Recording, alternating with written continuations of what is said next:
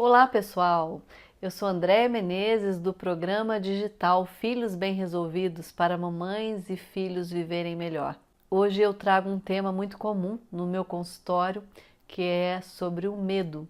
É natural sentir medo? As pessoas têm medo de avião, de insetos, medo de escuro, medo de ficarem sozinhas, esse é um medo muito comum. Medo da morte, da noite, medo de serem rejeitadas, medo do abandono, medo de dependerem dos outros. Crianças, por exemplo, têm medo de dormir e por aí vai. Amor, afeto e medo estão interligados? O medo pode estar no lugar de uma desproteção, de uma falta afetiva, de um desamparo. Nesse caso, estamos falando de medos que paralisam a vida de quem o sente, deixando as pessoas obcecadas muitas vezes por ele, e o efeito aqui é um desassossego contínuo, um desespero, um sobressalto, um estado ansioso, hoje muitas vezes diagnosticado como síndrome do pânico. Temos as fobias, por exemplo. E assim as pessoas perdem a autenticidade na vida e nas relações em função do medo que sentem. Também, gente, o medo pode ser sim um sinal de alerta, pode ter a função de nos ajudar a nos organizar, a nos estruturar emocionalmente e nos proteger daquilo ou daquele que possa de alguma maneira nos ameaçar a nossa saúde psíquica, a nossa vida. Quando somos capazes de sentirmos medo e retomamos a nossa vida de maneira a atender o sinal de alerta, podemos continuar a nossa caminhada mais inteiros e emocionalmente mais estruturados. O medo é um tema muito frequente na clínica, porque é muito frequente na vida das pessoas. O que precisamos saber é que o medo que faz paralisar diante da vida precisa ser tratado, porque ele é um sintoma de algo que não ficou bem para a gente nas relações mais importantes e essenciais. As pessoas têm medo de perder o vínculo com a família, especialmente sua mãe e seu pai.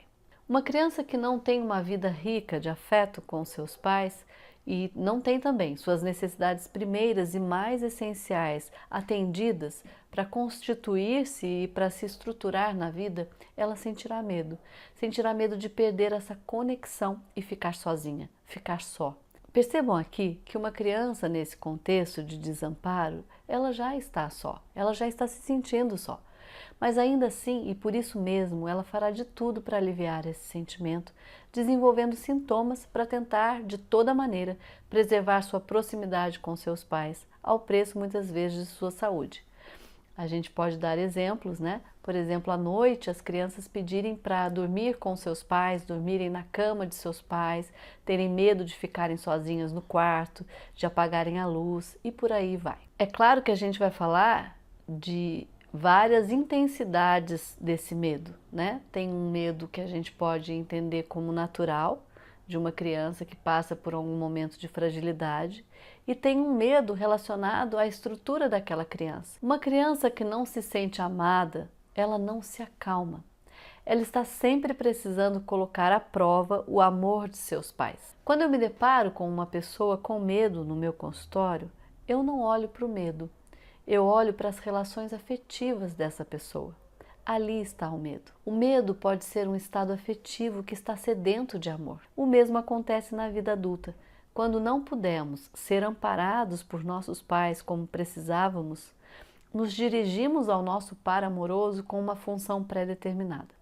Buscar que ele nos ame e nos cuide como gostaríamos de termos sido cuidados anteriormente pelos nossos pais. Nos movimentamos no medo de sermos desamparados de novo. Nos relacionamos movidos pelo medo de sermos abandonados. Aí se perde toda a espontaneidade da relação. Se perde a espontaneidade porque todo movimento que a pessoa faz é o de insegurança, de dúvida da continuidade do outro ao seu lado, da vigilância muitas vezes. Aí não há nada de prazeroso e de construtivo. Há só a repetição indesejada de um movimento antigo de vida.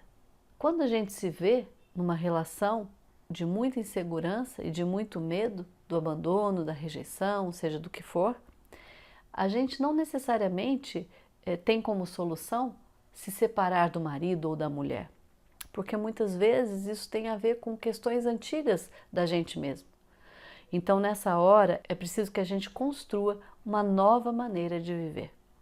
As pessoas ficam nesse ciclo muitas vezes sem saber como sair dele, e é um ciclo que se retroalimenta. Quanto mais inseguro, mais medroso, mais o meu comportamento fica inautêntico, mais o meu comportamento fica invasivo, pior o outro reage comigo, porque também perde a espontaneidade e por aí vai.